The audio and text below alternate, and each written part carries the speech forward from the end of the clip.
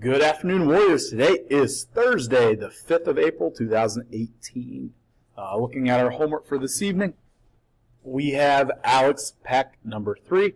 Remember, that is due by Monday, April 9th. You should be working on it, so if you have any questions, you can ask us before the weekend. Do not procrastinate.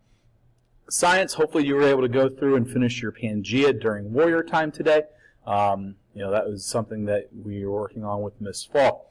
In social studies, we're talking about our service project, and you have a planning sheet that is due by Monday. That is something that you need to take home and work on with your parents. Language arts, we've got to fill in our essay over trampolines, something we started in class, and most people had that in Warrior time to get things done. In literature, we need to read our AR, as points are due halfway next week, and we are going to be reading Where the Sidewalk Ends. That is our common lit. And most people had time to get that done in class. Remember, Blizzard bags are all due by next Wednesday, the 11th. Thank you. Have a great day.